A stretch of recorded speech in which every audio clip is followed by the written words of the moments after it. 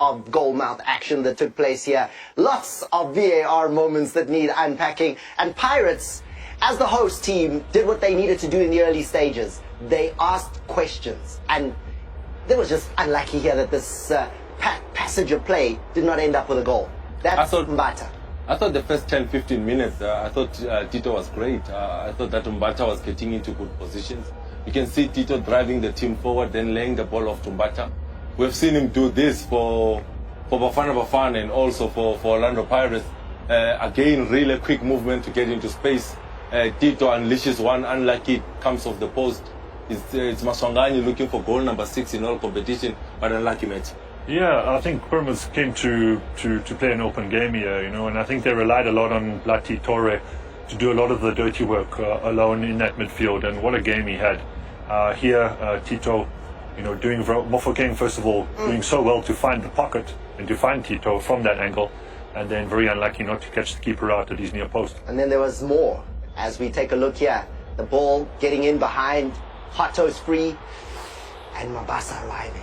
I think it starts with an excellent diagonal ball coming from Zibisi, well weighted.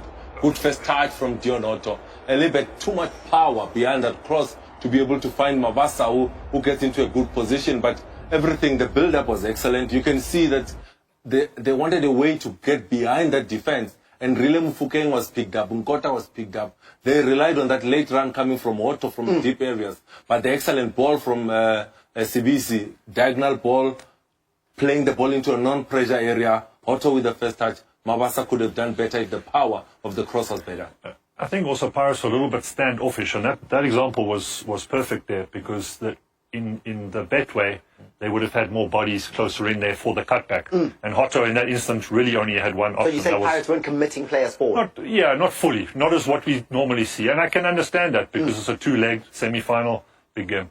Now, Pyramids, they had their purple patch as well, because there was a time where 3 goals could have gone within 2 minutes here. As we take a look first and foremost, as Pyramids here, it needs Sipho Chain to find a reasonably decent save there. I think Fati gave them a lot of problems on the right-hand side, being a left-footed player, always looking to cut inside and have a shot. And when he's left-footed cutting in, it means he's going to Hotto's weaker side, which is the right foot. In that instance, he needed a save from Sipho Chain. I think he went on to make a clean sheet number 19 in all competitions. Down the right-hand side again. And when this ball goes into the air, and you see on the edge of the 6-yard box, free, alone, Fiston Mayela. Yeah. Buck's heart's dropped. Yeah, I mean, he should have stuck that away all day long. And I don't understand why he's done it almost like a Van Persie. He's almost lifted his head to flick it.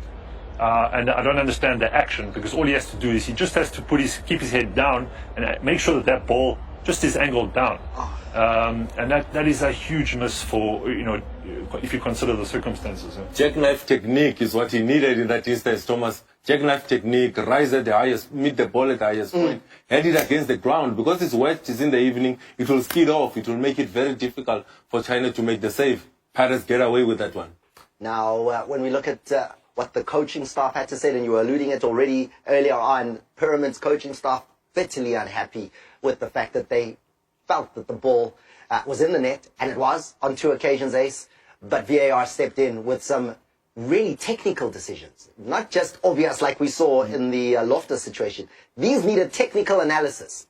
Before we go to this one, the offside one, recall in one show here, I think it was Swallows versus Sundowns, long ball struck half the field, almost hanging in the air. You were big. And we analyzed why. It was deliberate play, and that it was correct for the goal to stand. Now, I want us to contrast this next incident against that memory, where there was a long ball. And our primary focus here is on 2 things. The distance that is traveled by the ball, the speed of the ball, as well as whether or not the player could have naturally been able to position himself and control the movement of his body. Now, I'm circling that player because that's the player that halves the distance between the kicker and the player that ultimately heads the ball to the man in an offside position. At that moment, he's still hoping that the teammate may catch the ball. So what VAR would have looked at is the distance between that moment when the ball has gone past his teammate to the moment where he instinctively jumps to try and defend. And that's why it was considered a deflection rather than deliberate play when that went wrong. So in that instance, the VAR was spot on in seeing that that's a deflection, it's an instinctive jump. The player has no way of controlling the movement of his body. The ball was fast, it was coming from a very short distance. So those are the variables that they would have looked at. There is no question about whether or not the player who ultimately scores the goal was in an offside position. But if the defender had had an opportunity to control his body movement, look at those lines there, clearly in an offside position, yes. But both the speed and the short distance that the ball had to travel before he instinctively tried to defend that convinced VAR that it was not deliberate play, but was an attempt to save the ball. And when you're stretching, when you're reaching, those are considerations for the referee to look at to say no, and he would have been having that conversation here. The VAR assistant referees, Issa C and Jabril Kamara, in the referee's ear there, saying pretty much what Ace was saying. Watch Mbogazi. Watch that he's stretching. Watch that he's not really in a position to deliberately play that ball. And now we have to decide that it was offside on Fiston Mayela. Yeah, and of course, once you've come to that conclusion that it wasn't, he was not in control of that header, that it was almost a deflection, you then go back to the pass from when the pass was made to make the decision, and that's very clear. Look at this tweet here. And it says here, can Mr. Spot On compare Pyramid's goal that was disallowed by VAR and the offside goal that was scored by Mango against Sundowns while he is at it? So you know what we do, right? Like you ask, we deliver. So, and it's almost a year. And sometimes we deliver even before you ask. It was on the 16th of April that you actually had to be on the show and discuss the situation. So let's look at it one more time and see how it was that Divine Lunga and Gabadino Mango here. Lunga's header, and there it is. A completely different situation because this goal is allowed, even though Mango was in an offside situation. But similar. The goal is allowed because the distance that the ball traveled, together with the fact that it was pretty slow, hung up in the air, gave him enough opportunity. There was no player in front of him that he could have thought that would receive the ball before him. It became a deliberate play situation. Because he is trying to find a teammate with the header here, Divine Lunga. And look at that distance. Look at that ball hanging in the air. And he's giving it to a teammate. He has had all the time to control the movement of his body. But then, by mistake, he heads it to an opponent. It's not a deflection. He was playing the ball, deliberately playing the ball. That's the difference. And there it is. The conversation did take place because initially offside was given in this. Then the referees without VAR. Yeah, I know. Yeah, nice boardroom discussion there. You say you add on a point of law. I brought this here because I wanted to just describe it here with the guys in studio to give a sense of what the situation is, the Mbogazi situation. First of all, let's look at that very quickly because, guys. And we did rehearse this, so if the ball doesn't fly properly. So if you are Sipho Chain, Matthew, and the ball is coming, and this is Mbogazi. So the thing that you want to describe here is when you're in control of your body, then you play the ball deliberately. The man in an offside position then becomes onside. He can go on and score the goal. So had Mbogazi done this, and said, I'm headering it back to the keeper. And then there's a player there. In an offside position. It's not an offense to be in an offside position.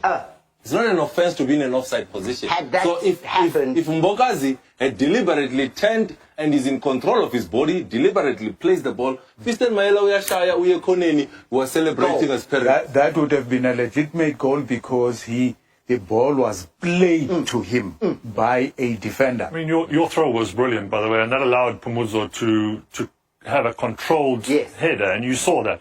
Similarly with Lunga, it was a controlled, directed, intentional header, whereas Mbokazi was not. He was backpedaling, it flicked off his head, he was never in control of it, so very good decision from the officials. So, VAR gets it right, despite the protestations from the Pyramids coaching staff. There's one more, though, that ends up in the back of the net and needed VAR again. And La Ace, you know, nobody saw that actually goal except the VAR. The Pirates players were comfortable. The Pyramids players were celebrating. It was only Mr. Ref also big screen. And then suddenly, Yeah, no, look, a goal or no goal is one of the incidents that VAR has to check. Once a goal is scored, VAR must go through what happened prior to that ball crossing the line. And when they check, they will then communicate with the on-field referee. Remember, a decision has already been taken at that moment. everybody, the assistant's running, the referee's The gone. referee is gone, but VAR picks up that before the ball goes into goal, it strikes a striker's arm. Ogula standing there. Right?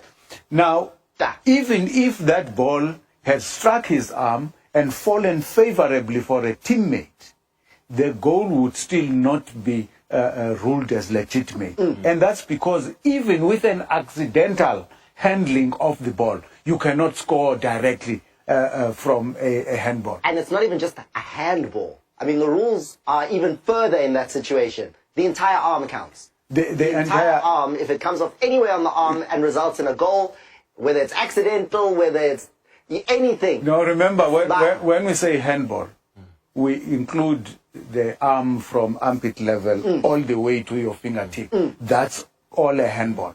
So the ball was handled in that instance and went directly into goal.